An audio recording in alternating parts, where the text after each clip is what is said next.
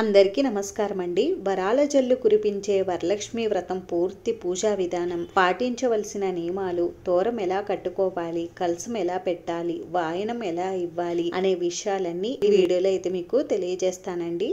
వరలక్ష్మి వ్రతాన్ని ఆచరించడానికి ఎటువంటి నియమాలు, ఆచారాలు అవసరం లేదండి. అమ్మవారికి పూజ చేసుకోవడానికి అమ్మవారి పైన నిశ్చలమైన భక్తి, ఏకాగ్రత ఉంటే చాలు. వరలక్ష్మీదేవి వ్రతం చాలా పవిత్రమైనది, అలానే మంగళకరమైనదండి. ఈ వ్రతాన్ని చేయడం వలన లక్ష్మీదేవి కృపా కటాక్షాలు కలిగి లక్ష్మీదేవి అనుగ్రహంతో పాటుగా అష్టైశ్వర్యాలు, సిరి సంపదలు, సకల శుభాలు, సౌభాగ్యం అయితే కలుగుతాయి. స్త్రీలు దీర్ఘ సుమంగలిగా ఉండేందుకు ఈ వ్రతాన్ని తప్పకుండా ఆచరించాలి. లక్ష్మీదేవి సిరి సంపదలను ఇచ్చే తల్లి.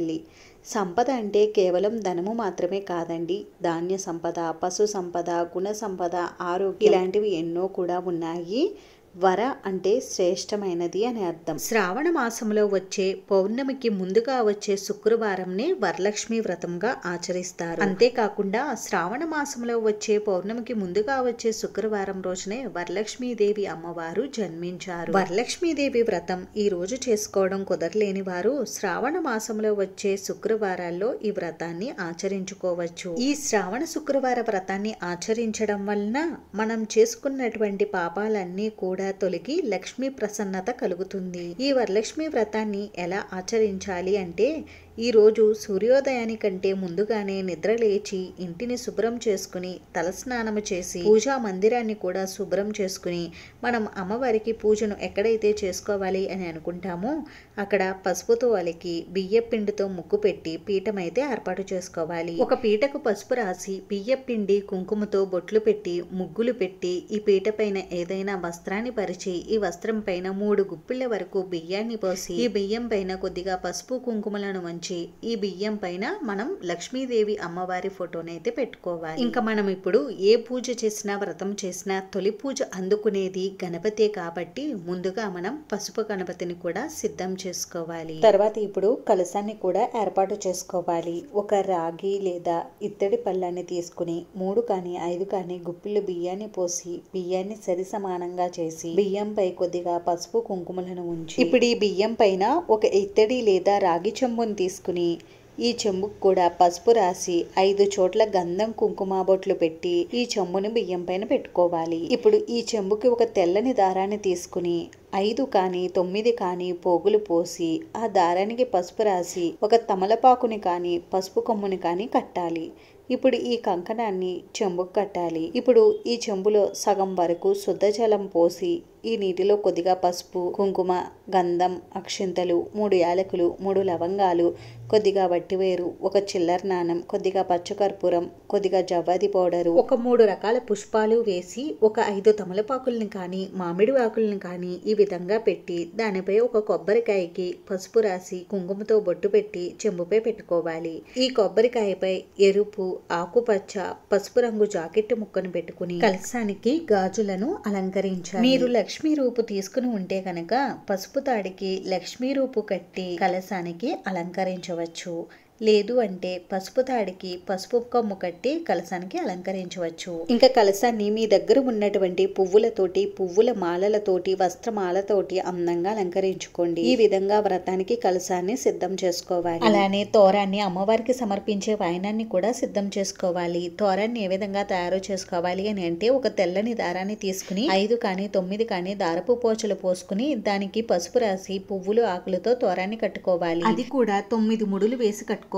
ఈ విధంగా 3 తోరాలు సిద్ధం చేసుకోవాలి. ఇప్పుడు అమ్మవారికి వాయనం ఎలా సిద్ధం చేసుకోవాలో చూద్దాం. ఒక ఇత్తడి ప్లేట్ ని తీసుకుని ఇందులో చీర, జాకెట్ ముక్క, 2 తమలపాకులు, అరటిపళ్ళు, 2 వక్కలు, 2 పసుపు కొమ్ములు, పసుపు, కుంకుమ, చిల్లర నాణెం, పువ్వులు, గాజులు, అమ్మవారికి మంగళకరమైన వస్తువులన్నీ కూడా పెట్టాలి. అలాగే 3 కానీ 5 కానీ గుప్పిళ్ళు నానబెట్టిన శనగలను అమ్మవారికి వాయనంగా పెట్టాలి. ఈ విధంగా పూజకు కావాల్సినవన్నీ కూడా ముందుగానే సిద్ధం చేసుకోవాలి. ఇంక ఇప్పుడు అమ్మవారి పూజ పూజను ప్రారంభిద్దాం. ముందుగా దీపారాధన చేసి దీపపు కుందుల దగ్గర ఒక పుష్పాన్ని అక్షింతలను సమర్పించి దీపలక్ష్మికి నమస్కారం చేసుకోవాలి. ముందుగా ఆచమనం చేసి సంకల్పం చెప్పుకోవాలి. ఇప్పుడు ముందుగా పసుపు గణపతికి పూజ చేయాలి. గణపతికి షోడశోపచారాలతో పూజ చేయాలి. అంటే ఆవాహనం, ఆసనం, అర్ఘ్యం, పాద్యం, స్నానం, వస్త్రం, యజ్ఞోపవీతం, గంధం, అక్షింతలు, ధూపం, దీపం, నైవేద్యం. గణపతికి నైవేద్యంగా చిన్న బెల్లం ముక్కను కానీ 2 అరటి పండ్లను కానీ నివేదించాలి. ఇంకిప్పుడు గణపతికి తాంబూలం సమర్పించి మంగళహారతిని ఇవ్వాలి. మంత్ర పుష్పం చెప్పుకుని ఆత్మ ప్రదక్షిణ చేసి అక్షింతలను గణపతిపై వేయాలి. గణపతిని 3 సార్లు కదిపి యథాస్థానం ప్రవేశయామి అని చెప్పి కదపాలి. ఇంతటితో గణపతి పూజ పూర్తవుతుంది. ఇప్పుడు వరలక్ష్మి అమ్మవారికి పూజ చేయాలి. వరలక్ష్మి వ్రతం రోజు మనం పూజలో కలసం పెట్టుకున్నాం కాబట్టి పూజను మనం కలసానికే చేయాలండి. కలసాన్ని మనం అమ్మవారిగా భావించి కలసానికి మనం పూజ చేయాలి. వరలక్ష్మి అమ్మవారికి కూడా గణపతి లాగే షోడశోపచారాలతో పూజించాలండి. అంటే ధ్యానం, ఆవాహనం, ఆసనం, అర్ఘ్యం, పాద్యం, పుష్పం సమర్పించి తర్వాత అదాంగ పూజ అయితే చేయాలి. అదాంగ పూజ అని అంటే అమ్మవారి ప్రతి అంగానికి పూజ చేయడం అని అర్థం. అదాంగ పూజను నిర్వహించుకోవడం కోసం అక్షింతలను, పువ్వులను, కుంకుమను ఉపయోగించవచ్చు. తర్వాత అమ్మవారి అష్టోత్తర శతనామావళి చదువుకుంటూ అమ్మవారికి కుంకుమతో పూజ చేయాలి. అమ్మవారి స్తోత్రాలు, శ్లోకాలు అన్నీ కూడా చదువుకోవాలి. అమ్మవారి శ్లోకాలు కానీ స్తోత్రాలు కానీ చదవడం రాని వారు అమ్మవారిని ఓం శ్రీ వరలక్ష్మీ దేవియే నమః అని అనుకుంటూ అమ్మవారికి పూజ చేసుకోండి. ఈ రోజు ప్రతి ఒక్క స్త్రీ కూడా అమ్మవారికి తప్పకుండా కుంకుమార్చన అయితే నిర్వహించుకోవాలి. ఇప్పుడు అమ్మవారికి ధూపం, దీపం కూడా చూపించి నైవేద్యం అయితే సమర్పించాలి. ఈ రోజు మీరు అమ్మవారికి నివేదించడానికి ఏ నైవేద్యాలను తయారు చేస్తే వాటిని అమ్మవారికి సమర్పించండి. మీరు ఎన్ని నైవేద్యాలనైనా ఈరోజు అమ్మవారికి నివేదించవచ్చు. నైవేద్యాలు నివేదించలేని వారు పండ్లు, పాలనైనా అమ్మవారికి నివేదించవచ్చు. నైవేద్యాలంటే బూరెలు, గారెలు, పులిహోర, క్షీరాన్నం, దద్దోజనం ఇటువంటివన్నీ కూడా అమ్మవారికి ఈరోజు నైవేద్యంగా నివేదిస్తారండి. లేదు అంటే అరటి పండ్లను కానీ, వివిధ రకాల పండ్లను కానీ, కొబ్బరికాయ, పాలు, బెల్లం ముక్క వీటిని మీరు అమ్మవారికి నైవేద్యంగా సమర్పించవచ్చు. తర్వాత అమ్మవారికి తాంబూలం కూడా సమర్పించి సాంబ్రాణి, ధూపం వేసి మంగళహారతిని అయితే ఇవ్వండి. మంగళహారతిని వ్రతకథ చదివిన తర్వాత అయినా ఇవ్వవచ్చు. లేదు అంటే కథ ముందు అయినా మీరు మంగళహారతి ఇవ్వవచ్చు. ఇప్పుడు మనం తయారు చేసుకున్న తోరాలు ఉన్నాయి కదండి, ఆ తోరాలను అమ్మవారి దగ్గర పెట్టి తోరగ్రంథి పూజను నిర్వహించుకోవాలి. అక్షింతలను తోరంపై వేస్తూ తోరగ్రంథి పూజ చేసుకోవాలి. తోరగ్రంథి పూజ పూర్తయిన తర్వాత అమ్మవారి దగ్గర పెట్టిన ఒక తోరాన్ని తీసుకుని మన కుడి చేతికి ఈ మంత్రాన్ని చదువుతూ కట్టుకోవాలి. బద్నామి దక్షిణే హస్తే నవసూత్రం శుభప్రదం పుత్రపోత్రాభివృద్ధించ సౌభాగ్యం దేహిమే రమే అనే ఈ మంత్రాన్ని చదువుకుంటూ మన కుడి చేతికి తోరాన్ని కట్టుకోవాలి. ఇప్పుడు కొద్దిగా అక్షింతలను తీసుకుని వరలక్ష్మి వ్రత కథను చదువుకోవాలి. కథను పూర్తిగా చదివిన తర్వాత అక్షింతలను కళ్ళకు అద్దుకుని కొన్ని అక్షింతలను అమ్మవారి పాదాల దగ్గర వేసి మిగిలిన అక్షింతలను మన శిరసు పైన వేసుకోవాలి. ఇప్పుడు మంగళహారతి ఇచ్చి మీకు మంగళహారతి పాటలు ఏమైనా వస్తే ఆ పాటలు పాడుకుంటూ అమ్మవారికి హారతి ఇవ్వండి. ఆత్మ ప్రదక్షిణ చేసి మంత్ర పుష్పం చెప్పుకుని అమ్మవారి పాదాల దగ్గర అక్షంతలను, పుష్పాలను సమర్పించి నమస్కారం చేసుకోవాలి. ఈ విధంగా చేసుకుంటే వరలక్ష్మి వ్రతం పూర్తవుతుంది.